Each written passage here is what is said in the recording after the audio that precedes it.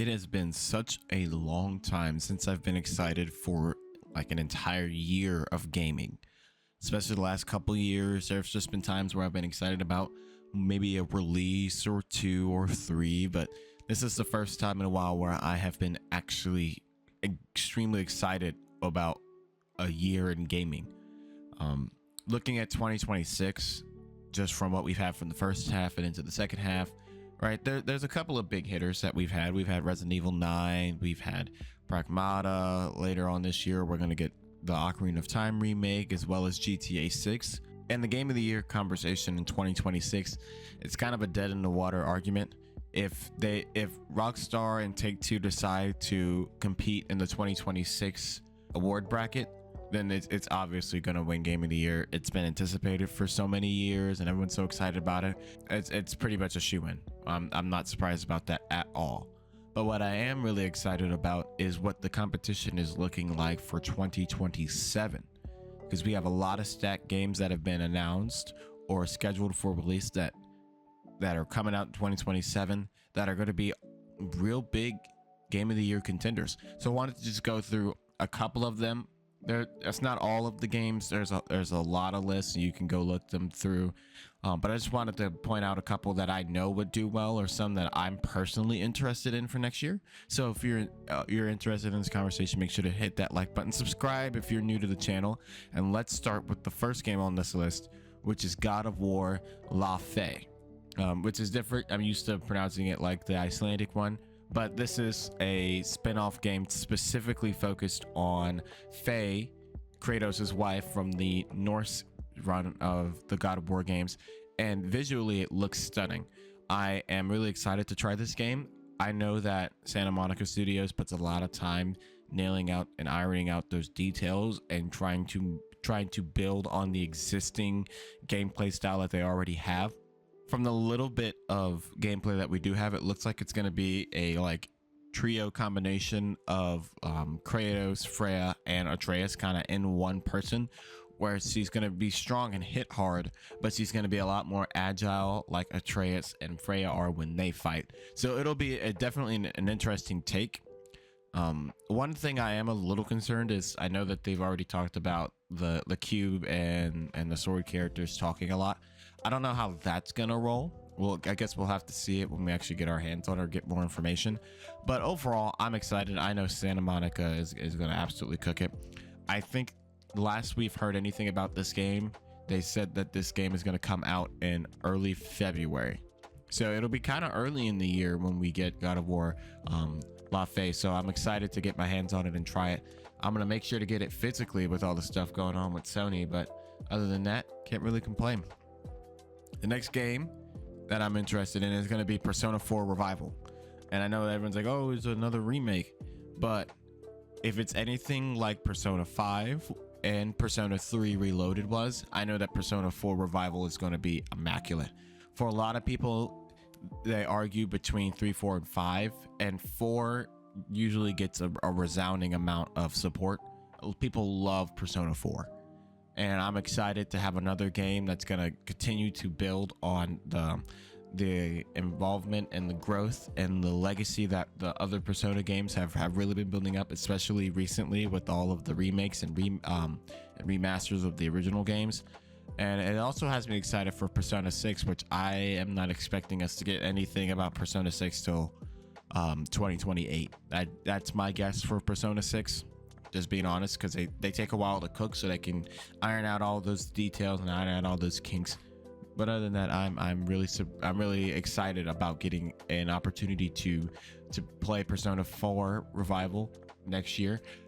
Persona 4 is another game that I believe is also slated for February. Hopefully they're not like right on top of each other, so I can experience God of War and Persona 4 and its own separate battles. Because once I get Persona 4, that's going to be like at least a month, because those games usually tend to run long anyway. Next on the list is Fable.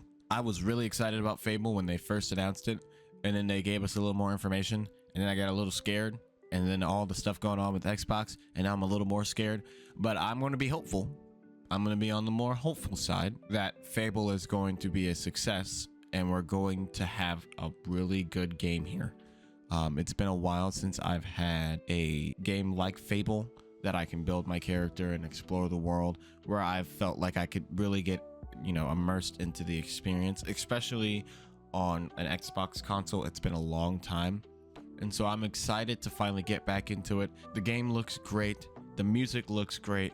I don't know if this game is going to honestly win Game of the Year, but I know that if for sure, if it's not terrible, it will at least be on the docket. It'll be probably game 5 or game 6. But I'm excited to see what they do. Last we'd heard this was also slated for early 2027, so a February, March release wouldn't surprise me there either. But this game also has been delayed, I think twice now. So, I'm gonna sit with bated breath. Hopefully this game comes out and it's okay. All right, it's time to talk about Final Fantasy VII Revelation. If this game is closer in polish to Final Fantasy VII Remake, the first game in this trilogy, I think this has a really heavy contender for winning Game of the Year. Jeff Keighley has already, he's already gushed about how much he's excited about this game. This is his next big anticipated game, and I'm excited for it too, because it's going to take the world that we already had in Final Fantasy VII Rebirth, the second game. It's going to take that world, it's going to expand on it a little bit more. We're going to finally explore some of those other spots that we hadn't got a chance to see yet. We'll get to see Wutai, we'll get to see the northern icy areas. I want to see what they do with the cloud surfing mini game, because that's got to come back. I'm excited to see the end of the game. I want to see what they're going to change and what they're going to keep the same from the original to the new game, because there's a lot of big heavy plot stuff that happens in this last part of this game. And so I'm excited to see what they do there. Finally, with the inclusion of Sid and Vincent in the combat, I'm excited to see where this goes. And I'm hopefully they kind of do some things to shake it up just a little bit, but to still make it feel like it's one big connected game. And then we're getting the Highwind, which I'm so excited about. We're finally getting our hands on the Highwind.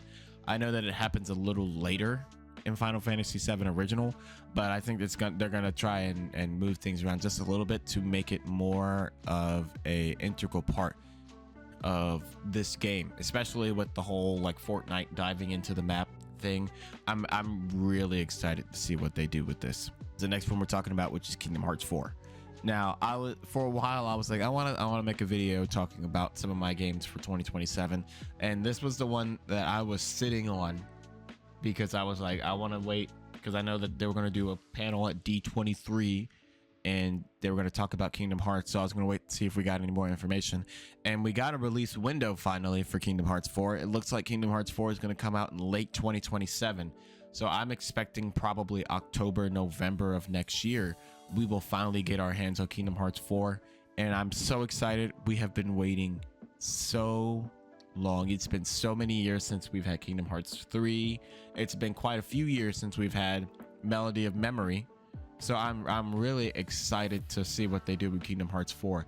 It looks immaculate. They showed off the world of Coco, which is going to be one of the first couple worlds you get to experience in Kingdom Hearts 4, and it looks great. I didn't even know when I was watching the live stream, I didn't even know it was Kingdom Hearts 4 until I saw the Heartless pop up, which that says something about how well they've been rendering through this. Kingdom Hearts games combat and gameplay has always been its strong suit. The games feel great, the games look great. Story wise, hopefully it's a little more grounded, so that people who are not a part of the fandom or are new to the series, at least they can get into it and not feel overwhelmed. But let's be honest, it's Tetsuya Nomura. It's gonna be complicated anyway. I'm really excited. I think this is another game that I would not be surprised if it took home the trophy. Between God of War, FF7, and Kingdom Hearts 4, I would not be surprised if any of those three, depending on how they turn out, would take home the trophy. And we're going to keep going because there's quite a few other games that I know that people would love to talk about. Pokemon Winds and Waves, I got to go ahead and talk about it, because I know there's going to be one person who's like, but Winds and Waves is coming out. I don't think it'll win Game of the Year, but I think depending on how well Game Freak does with it, it could go up there. It could be, game 6 on that list. I wouldn't be surprised, because they've been hearing all of the people complaining about the Pokemon games beforehand. And I think with the Switch 2 coming out now, they have a little more power to work with. I think they understand that if they don't do well with this, it may, it's not going to really cut into their profits, but less people are going to continue to buy mainline Pokemon games if they're going to continue to be bad, myself included. But I know I needed to at least hint at it a little bit because it is coming out in 2027. The next game I think that's gonna be big, it's gonna probably win Action Game of the Year, is Resident Evil Veronica. This is a remake, another remake on this list, of course, but this is a remake of the original Code Veronica game, but in their new RE engine that runs phenomenal. They have optimized it really, really well for almost all of the hardware that I usually play on. Like on Switch 2, playing Resident Evil 7 through 9, it really does not feel like it's much of a compromise to play it on those consoles. Now, there are some things, like the hair is wonky, but other than that, these games run phenomenally on pretty much anything you throw at it. And I'm super excited to finally get our hands on Resident Evil Veronica later next year. I don't think they gave us a release window for this, but if I were a gambling man, I'd guess this is probably either a late summer, early fall. My guess is probably October, September, somewhere in there, where it's going to be a little closer to that Halloween season. I don't think it'll be as early as Resident Evil 9 was, but I could also be wrong. It could also be another February, March game that comes out and we get a trailer for it in the Game Awards. Now here is my oddball, and the last one I'm going to talk about today, of a game that would win Game of the Year, and this is Xenoblade Genesis. And I know everyone's like, oh, well, it's Xenoblade. Xenoblade as a whole is a very critically acclaimed RPG series. When it comes to RPGs in the modern sense, there are very few games that people would mention before Xenoblade. Xenoblade comes up very quickly. Monolith Soft have always been really solid about cooking with their games.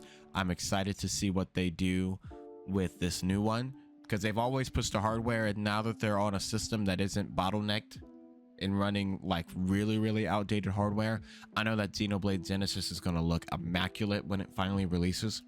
We did not get a release window for this game, but I know that this game's probably going to release early next year. I'm guessing, because Nintendo does not like to, it's their new thing. If you want to hear me talk about their marketing cycle, there's a video that you can see after this one, but they don't like to announce games that aren't close, just to kind of keep the hype revolving around it. So I wouldn't be surprised if we get Xenoblade Genesis in, to be honest, January, February, maybe March, but it's definitely within that first quarter of the year. I wouldn't be surprised at all. But I can already see it now. We're finally getting, traditional mounts that are baked into this game, and the cast, even though we know none of them, the cast looks great, and I'm really excited about it. I think this may end up in that same situation with Xenoblade 3, where that got nominated for a Game of the Year slot, but was just up against really tough competition, and it made it hard for them to win it out. But I'm excited to see what they do, and I'm excited to see what you guys think about what game right now that we know of is going to win Game of the Year 2027. If I were a gambling man and had to pick right now, my top 3 guesses would be Final Fantasy 7 Revelation, God of War Laufey, and Resident Evil Veronica. But I want to know what you guys think. Let me know down in the comments which game you think is going to win Game of the Year, and I will catch you guys later.